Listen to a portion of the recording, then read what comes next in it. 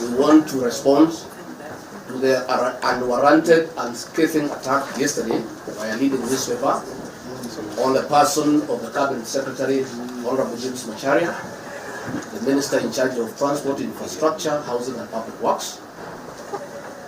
Honorable James Macharia is one of the most hard-working Cabinet Secretaries in his government.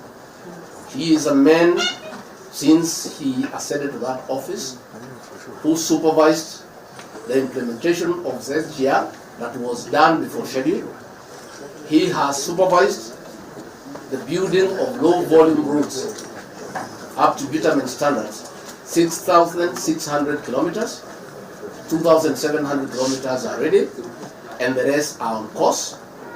There are so many programs that are going on. Indeed, for the legacy of the President, our President Uhuru Kenyatta, if there is something that can be talked about that is tangible, that can be seen and be felt, it is on the transport and infrastructure docket. The attempt to portray James Macharia as a failure, as incompetent, is condemned here in no uncertain terms, and we want to explain to the people of Kenya why. What is happening, ladies and gentlemen of the press, is that the operations of the SGR, which CS Macharia has supervised and implemented, are incompatible with the interests of the private container freight stations in Mombasa. The two cannot go together. Those people have waged an onslaught on the Cabinet Secretary with a view of intimidating him to stop implementing the SGR operations. And what is happening, and we must be very candid, is that the owners of the container freight stations, majority of them, are also the owners of the leading newspaper stations. It is therefore the owner of a leading newspaper station and a governor at the coast who also owns those stations, who have come up with a strategy, a scheme to undermine CS Macharia with a view of depicting him as incompetent, to set the stage for his removal from that docket or his exit from the cabinet.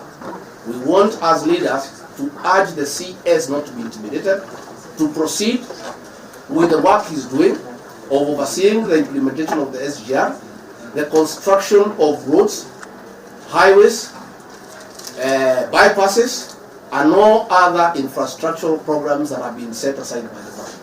And we want to say, we don't want people to pretend they are with government during the day, and then at night they are having plots to undermine the very Cabinet Secretary implementing the programs of the same government that they are pretending to support. And this is what is happening. And we want to say that from this region, we are behind the CS, and we are telling him not to be intimidated, not to be deterred. The people of our region, and indeed the entire country, are behind him, and will not allow that intimidation. And we want to also urge the media owners to allow the editorial policies of their newspapers to be independent.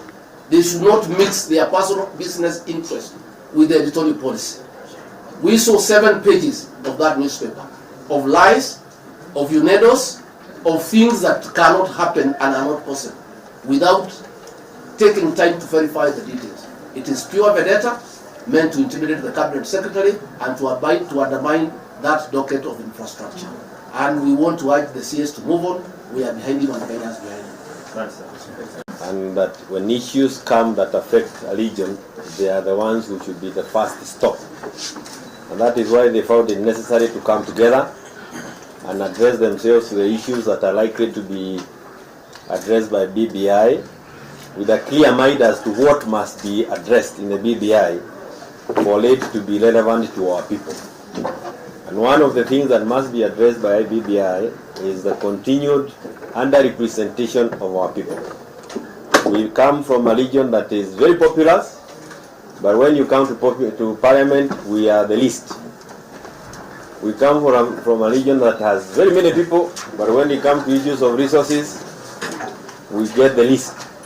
So BBI must address, one, the issue of underrepresentation. We want the principle of one vote, one man, one vote respected. We also want, when we get to sharing of resources, that the numbers in terms of population and voters also be respected. So when you talk about inclusivity, which is what informs BBI, I'm told, or we are told, it must address itself to issues of inclusivity in terms of being inclusive in Parliament and other elective bodies, and being included when it comes to sharing of resources, being included when it comes to sharing of jobs, opportunities that are available, and being included even when it comes to issues of infrastructure and the rest. So as we await the outcome of the BBI, those are the issues that we'll be very keen on. We want to ensure that if it is Parliament, we have the correct numbers that reflect the population that we represent here in Parliament. When we gave ourselves the 2010 Constitution, we give it with the background that there was a 20% that required to be looked into.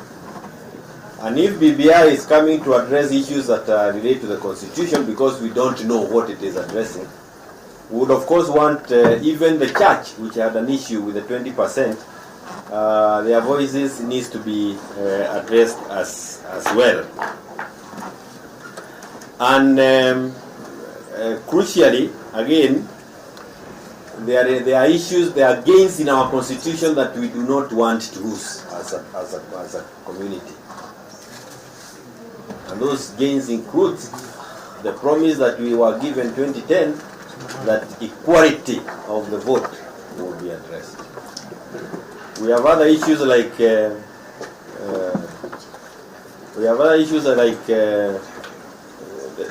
equalization fund. When it is chaired out, none of the counties represented by the members here ever benefits from it. And when we come to that, because when we talk about marginalization, we also have areas within our regions that are marginalized. And when BBI comes, if it doesn't address those issues, then itakuwa kama ni wibo tunaiba ya wengine. Sisi pia tuko na hayo maneno na tunaangalia. Na ikitoka tutakaa tusome pamoja na tuwe na mawakili wetu, alafu tutapatiana mwelekeo ama msimamo wa eneo ambalo tumepatiwa jukumu ya kuwakilisha. Na hayo ndio maneno ambayo tuko nayo kwa kichwa sahihi, na ni asante sana. Mheshimiwa Mwaura, sema Kiswahili. Continue. Asante sana. Mimi nitakariri yaliyosemwa kwa kimombo kwa njia ya ufupi sana kulingana na hii press statement ambayo tuko nayo hapa. Na tunasema sisi ni wabunge na viongozi kutoka eneo zima la Mlima Kenya na pia diaspora yetu. Na tunasema kwamba tuko katika mabunge ya seneti na bunge la kitaifa, National Assembly. Na tunajua kwamba kuna umuhimu wakisha kwamba kuna umoja katika nchi hii, ili mradi watu wetu waweze kufanya biashara na waweze kuwa hawasumbuliwi. Tunajua fika kwamba BBI report, Building Bridges report, iko tayari kutolewa kwa sababu wameshatoa idhini ya kwamba watafanya vile. Na pia tunajua tulikuwa tumependekeza mambo kadhaa wa kadha ambao yanahusu eneo lile ambalo sisi tunatoka na wale ambao watu ambao wanawakilishwa na wabunge ambao wako hapa na maseneta. Na tunajua kwamba haki inafaa kuwa ya kila mtu katika ulimwengu huu kulingana na ile Bill of Rights. Lakini tunasema hivi kwamba lazima tuwe na kujumuisha kwa Wakenya wote ili nchi iweze kusonga mbele, hususan tukiangazia masuala ya uongozi, uwakilishwaji, mambo ya ugavi wa mamlaka na muundo wa serikali. Kwetu sisi hapo ni muhimu zaidi. Na tunasema sisi kama watu ambao wanawakilisha jamii zile ambazo tunawakilisha, ni kwamba watu wetu hawawakilishwi vilivyo katika hii nchi yetu ya Kenya.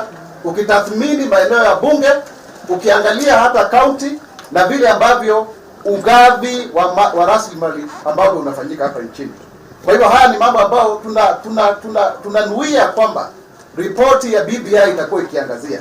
Na pia ikifika kwa mambo ya muundo wa serikali, sisi tunajua ni kura moja kwa mtu mmoja, one man one vote.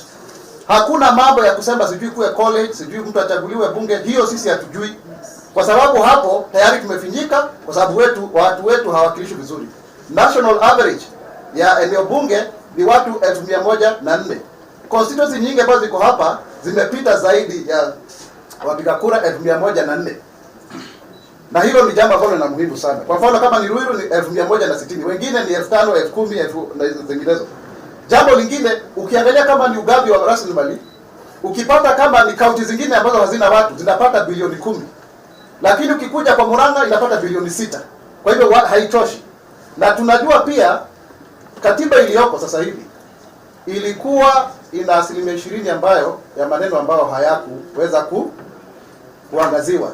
Lazima yaangaliwe vile, na pia mwishowe tuna watu pia ambao wako na mambo ambao wamesema, watu wa makanisa, watu wataendelea kusema mambo haya yote lazima yajumuishwe. Na sisi nikimalizia, tunasema kama watu wa eneo la Mount Kenya na diaspora tutasimama kidete kuhakikisha interest zetu, mahitaji yetu yamesisitiziwa katika BBI, na hiyo report ikitoka tutaenda retreat tusome ili tuambie wenzetu msimamo wetu ni gani. Asanteni. Sasa kuna kitu, there is something I want to clarify which we may have missed out kidogo. Because this initiative for this matter purely and squarely is about the people that we represent in the National Assembly and in the Senate. And the leadership here is clear on what they want. And for avoidance of doubt, and so that no impressions are created out there, this initiative, as other leaders who could not make here, including some of our cabinet secretaries, like Mheshimiwa Kinjuri was able to pass by around, and others that were not able to make here. And I also want to make it clear, this is not a keleweke or a tanga kind of thing, and nobody should try to misrepresent or create the impression that it is not. So our matter is about our people. And secondly, when the report is out, the leadership or the people that you see here will retreat within the shortest time possible to read, understand the report, and where necessary take a position on the report. So asanteni sana na Mungu awabariki. There is one more. There is another group. There is another issue that you need to be addressed. Then you can deal with the issue. There is the issue of the infrastructure development in this country, and we have Mheshimiwa Chagwa.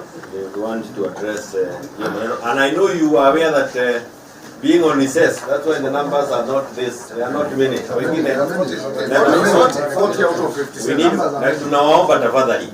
Hawa watu ndio wako wengi. Kwani onyesha hawa watatu hapa peke yao. Na list iko hapa mkitaka.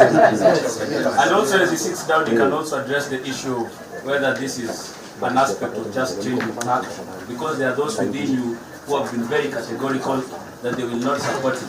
There is no report, so there is nothing to support or reject. That's why we are meeting. It's called Beba Baba Initiative. Thank